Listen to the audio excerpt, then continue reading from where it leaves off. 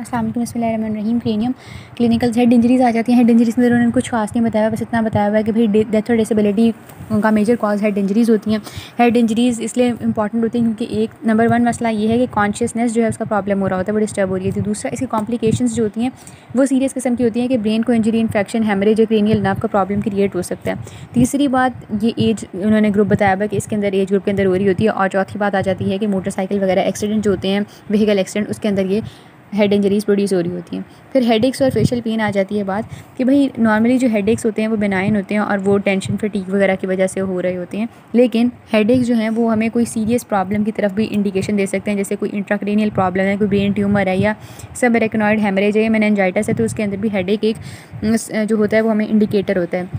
अब अगर हम बात करें स्पेशली न्यूरैल्गियाज़ की, तो इसके अंदर क्या होता है कि थ्रॉबिंग पेन होती है। क्यों होती है? क्योंकि एक नर्व जो है उसकी डीमाइलिनेटेड नर्व लेजन प्रोड्यूस हुआ वहाँ पर।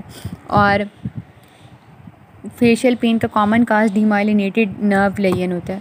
अब प्रॉब्लम क्या होता है कि फेशियल न्यूरैल्गिया हम तब कहेंगे इसको जब ये पेन जो है लोकलाइज नहीं है। लोकलाइज पेन जब होगी तब तो उसके अलग अलग नाम है भाई। अगर ईयर के अंदर हो रही है, ईयर एक कह रहे हैं, टूथ के अंदर हो रही है, टूथ एक कह रहे हैं, ठीक है। तो ये पॉइंट यहाँ पर उन्होंने मेंशन किया होता है। फिर सुपरसिलरी आर्च आ जाती है। सुपरसिलरी आर्च हम किसे कह रहे होते हैं कि ये वाली जो आर्च होती है ना, इसको सुपरसिलरी आर्च कह रहे हैं ऊपर वाली को, ठीक है। अब यहाँ पर अगर डायरेक्ट हिट हो रही, इसकी वजह से ब्लीडिंग होगी।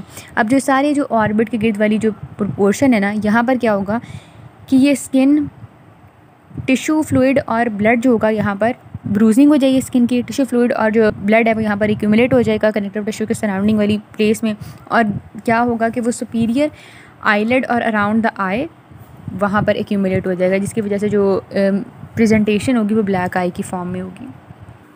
आगे भी उन्होंने ऐसी कोई इंपॉर्टेंट बात नहीं की। वो ये कह रहे हैं कि भाई जो ज़ाइगोमेटिक बोन होती है ना, उसको पहले मेलर बोन कहते थे, जिसकी वजह से एक टर्म कॉइन हो गई मेलर फ्लैश की। मेलर फ्लैश क्या होता है कि जो ज़ाइगोमेटिक बोन के ऊपर स्किन जो कवर कर रही होती है ज़ाइगोमेटिक बोन वाले रीजन को, वो उसकी रेडनेस हो जाती है due to the rise in temperature. For example fevers वगैरह में जो कि सर्टन डिजीज़ से एसोसिएटेड फीवर्स होते हैं, जैसे टीबी के अंदर या फिर सिस्टेमिक ल्यूपस एरिथेमेटोसिस डिजीज़ होती है, इसके अंदर जो फीवर्स होते हैं उसमें ये जो एरिया होता है यहाँ पर रेडनेस प्रोड्यूस हो रही होती है, जिसे मेलर फ्लश कह रहे होते हैं।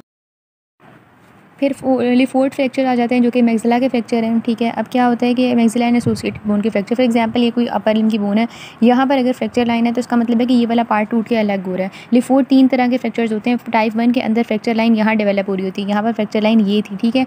तो यानी यहाँ पर फ्रैक्चर लाइन डेवलप हो रही है, ये वाला जो बोन का पार्ट है ये बिल्कुल टूटा होगा। अच्छा, अब टाइप 2 के अंदर कहाँ फ्रैक्चर डेवलप हो रहा होता है, अगर हम देखें तो टाइप 2 के अंदर जो फ्रैक्चर लाइन होती है वो पायरामिडल टाइप होती है, वो यूँ फ्रैक्चर डेवलप हो रहा होता है, ठीक है। टाइप 3 के अंदर देखें फ्रैक्चर किस तरह डेवलप हो रहा होता है, तो फ्रैक्चर लाइन ऑलमोस्ट ये बन रही होती है, ठीक है। अब कुछ पिक्चर्स मैं यहाँ पर अटैच कर दूँगी, उससे फर्दर कॉन्सेप्ट क्लियर हो जाएगा। बट अगर हम बात करें कि उन्होंने लिखा क्या हुआ है, तो वही पहला फ्रैक्चर जो था लिफोर्ड टाइप 1, वो यहाँ ये फ्रैक्चर लाइन थी ना उसकी, तो वो सुपीरियरली पास कर रहा होता है to the maxillary alveolar process. Alveolar process जहाँ टीथ आकर अटैच हो रहे हैं इनटू द मैक्सिला बोन, तो मैक्सिलरी एल्विलर प्रोसेस से सुपीरियरली ये पास कर रहा होता है और ये क्रॉस कर रहा होता है बोनी नेजल सेप्टम को। यहाँ हमने देखा बोनी नेजल सेप्टम को इसने क्रॉस किया, और इसके अलावा जो स्फीनॉइड बोन की टेरिगॉइड प्लेट्स थी उसको भी ये क्रॉस कर रहा होता है, ठीक है।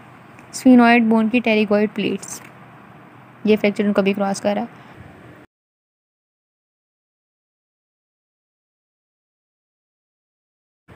ये प्लेट होती हैं, ये लेटरल प्लेट उन्होंने शो की हुई है और ये मीडियल प्लेट उन्होंने शो की हुई है। फ्रैक्चर की जो हम बात कर रहे थे, फ्रैक्चर ऑलमोस्ट इस लेवल पर हो रहा था, इस लेवल पर, ठीक है।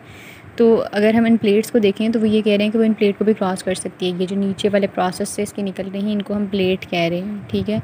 तो यहाँ पर हमने फ्रैक्चर लाइन, सॉरी इस तरह थी ना फ्रैक्चर लाइन, यहाँ पर करके थी, तो वो इन प्लेट्स को भी क्रॉस कर रही होती है।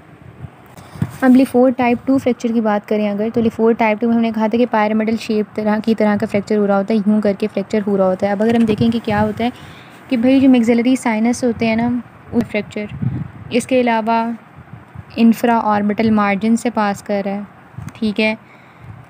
जो लैक्रिमल्स हैं वहाँ को उस वाले प्रोसेस जगह को ये जो है इफ़ेक्ट कर रहा है, इंफ्रा ऑर्बिटल फोरामेना को इफ़ेक्ट कर रहा होगा, और जो bridge of the nasal bridge बन रहा है उस वाली जगह को भी ये इफ़ेक्ट कर रहा है, ठीक है। अब अगर ये हो गया लिफोर्ड टाइप 2, लिफोर्ड टाइप 3 की बात करें अगर, तो उसके केस में हमने कहा था कि फ्रैक्चर लाइन जो होती है वो यूँ प्रोड्यूस हो रही होती है, ऑलमोस्ट यूँ, ठीक है। तो इसके अंदर क्या हो रहा होता है कि भाई के सुपीरियर ऑर्बिटल फिशर्स जो होते हैं वो इफ़ेक्ट हो रहे होते हैं, थोड़ा सा ही ऊपर ही होती है यूँ, जो सुपीरियर ऑर्बिटल फिशर्स होते हैं, यहाँ पर सुपीरियर ऑर्बिटल फिशर्स प्रेजेंट होते हैं अंदर करके, ठीक है, वो इफेक्ट हो रहे होंगे। इसके अलावा ethmoid bone, nasal bone effect हो रही होती है, और जो विंग्स होते हैं स्फीनॉइड बोन के वो इफेक्ट हो रही होंगी। यहाँ पर उन्होंने शो भी कराया है, ये wings of the sphenoid bone यहाँ पर प्रेजेंट है। और जो फ्रंटोजाइगोमेटिक सूचर होगा, बोन है ना, और ये जाइगोमेटिक बोन है हमारे पास, तो ये भी सूचर भी इफेक्ट हो रहा होता है। इसके अलावा जो टाइप 3 होती है और टाइप 2 होती है, उसके अंदर क्रेनियम से ये सेपरेट हो रहे होते हैं। जैसे टाइप 2 के अंदर जो होता है हार्ड पैलेट और जो एल्वेलर प्रोसेस होते हैं वो इन्वॉल्व होते हैं टाइप 2 के फ्रैक्चर के अंदर, जो कि इस तरह करके फ्रैक्चर हो रहा था, और वो जो होते हैं बाकी क्रेनियम से सेपरेट हो जाते हैं। टाइप 3 के अंदर अगर हम बात करें तो अगर तो कॉन्करेंट फ्रैक्चरिंग हो रही है, हमारे पास ये जाइगोमेटिक आर्चेज होती हैं यहाँ पर प्रेजेंट, यहाँ पर जाइगोमेटिक आर्चेज प्रेजेंट होती हैं ना, अगर हम लेटरली जाएँ तो उसकी वजह से क्या होता है कि मैक्सिला और जाइगोमेटिक बोन्स जो होती हैं ये सेपरेट हो जाती हैं फ्रॉम द क्रेनियम। मैक्सिला ये वाली और जाइगोमेटिक बोन जो होती है ये वाली, ये सेपरेट हो जाती है फ्रॉम द क्रेनियम। आगे चलते हैं, जहाँ मैक्सिला की इतनी बात की है उधर मैंडिबल की भी बात कर लेते हैं। मैंडिबल जो होती है वो अक्सर इस तरह होता है कि दो फ्रैक्चर्स हो, यानी दोनों साइड की मैंडिबल हो, पेयर में प्रेजेंट होती है ना मैंडिबल, तो अक्सर ये होती है कि दो फ्रैक्चर्स ही हो रहे होते हैं, ठीक है, ऑपोजिट साइड से मैंडिबल पे। अगर हमें सिर्फ एक फ्रैक्चर मिल रहा है तो हमें ये बात जहन में रख के दूसरी साइड को भी ऑब्जर्व करना है कि कहाँ कहीं कोई फ्रैक्चर तो नहीं प्रेजेंट, ठीक है। बाकी वो बता रहे हैं कि hard blow on the jaw can cause this fracture. Body और नेक जो होती है वो मैंडिबल की फ्रैक्चर हो जाती है उस रीजन में। यहाँ पर अगर केनाइन टीथ है ना ये, तो बिल्कुल उसके ऑपोजिट वाले रीजन में, क्योंकि मैंडिबल तो नीचे प्रेजेंट होती है ना, ये अपर जो है लोअर जो है यहाँ के 9 प्रेजेंट है, यहाँ के 9 प्रेजेंट है, तो ये नीचे वाला जो पोर्शन होगा ना ये चिन्ह है इस तरह करके।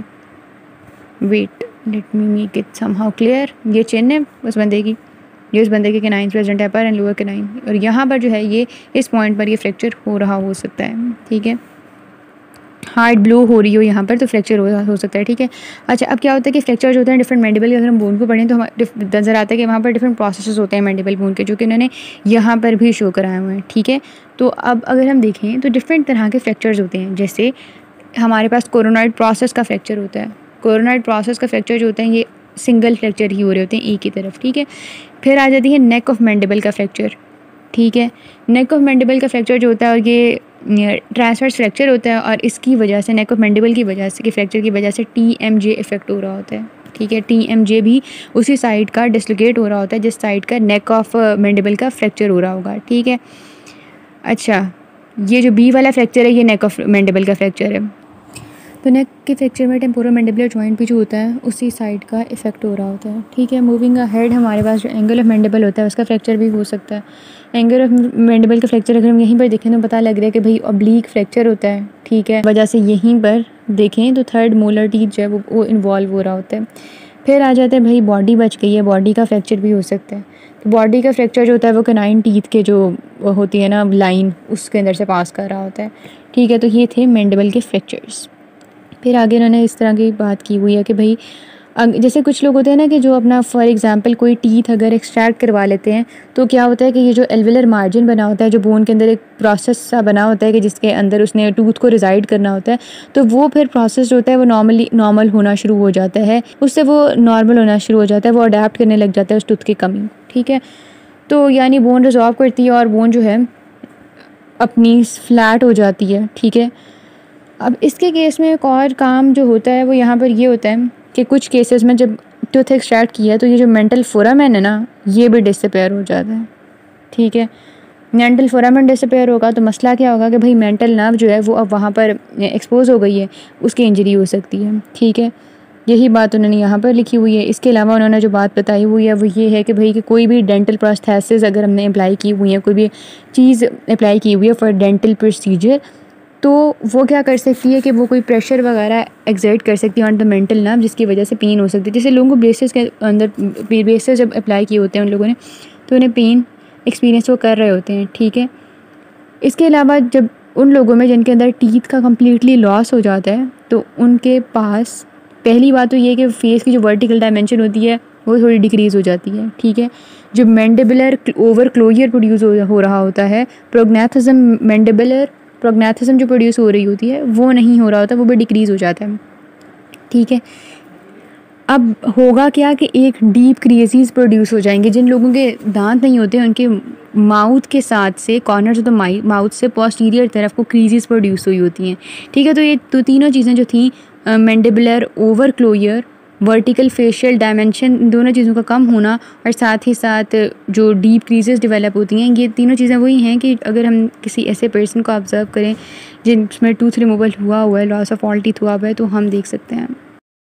फ्रैक्चर्स ऑफ कैल्वेरिया जो आ जाते हैं उसमें नॉर्मली तो हमारे पास एक अच्छी खासी मोटी कवरिंग होती है, कोई भी ऐसे बाहर से कोई फोर्स या प्रेशर अप्लाई हो रहा है ना किसी ब्लो या हिट की फॉर्म में, तो कैल्वेरिया का साइज़ चेंज नहीं हो रहा होता। ठीक है, लेकिन अगर बहुत ही हार्ड ब्लो है तो फिर हम यहाँ जैसे देखें ना, तो कैल्वेरिया जो है वो अंदर को थोड़ा डिप्रेस हो जाता है। जैसे हमसे कोई इंजरी पहुंची है और वो थोड़ा सा अंदर को कंप्रेस हो गया है, अंदर को डिप्रेस हो गया है। ठीक है, अब इस तरह डिफरेंट टाइप ऑफ फ्रैक्चर्स आ जाते हैं, जिसमें सबसे पहले लीनियर कैल्वेरिया। ये इसमें लीनियर फ्रैक्चर में क्या हो रहा होता है, ये most common type of fracture होता है और जो पॉइंट ऑफ इम्पैक्शन होता है वहाँ पर से फ्रैक्चर लाइंस अवे मूव कर रही होती हैं। ठीक है, मतलब दो या दो से ज़्यादा डायरेक्शन के अंदर फ्रैक्चर लाइंस इस पॉइंट से अवे मूव कर रही होती हैं, इस पॉइंट ऑफ इम्पैक्शन पर जहाँ पर बाहर से प्रेशर या कोई ब्लो वगैरह इन्फ्लिक्ट हुई है। दूसरा भी बात आ जाती है कम्युनिटेड फ्रैक्चर्स की। कम्युनिटेड फ्रैक्चर में क्या होता है कि भाई बोन जो है वो टुकड़ों टुकड़े हो जाएगी। अगर तो कैल्वेरिया जिस जगह पर फॉर एग्जांपल ब्लो पड़ी है उस जगह का कैल्वेरिया जो है, फॉर एग्जांपल यहाँ पर ब्लो पड़ी है और इस जगह कैल्वेरिया बहुत फैट किस्म का थिक है, तो भाई इस जगह पर तो टुकड़े टुकड़े नहीं हुई बोन, लेकिन उसके करीब थोड़ी सी उस जगह पर, उसके करीबी जगह जहाँ पर थिन है वहाँ पर कम्युनिटेड फ्रैक्चर अगर हो जाएगा, बोन जो है वो it will be in pieces over there. ठीक है, अच्छा अब नेक्स्ट फ्रैक्चर जो आ जाता है वो फिर काउंटर को फ्रैक्चर आ जाता है, जिसे हम काउंटर ब्लो फ्रैक्चर भी कहते हैं। ठीक है, इसमें भी ये होता है कि भाई पॉइंट ऑफ इम्पैक्शन पर, जिस तरह यहाँ नहीं होता कि यहाँ ब्लो लगी और फ्रैक्चर यहाँ हो रहा है, यहाँ पर भी पॉइंट ऑफ इम्पैक्शन में कोई फ्रैक्चर नहीं हो रहा होता।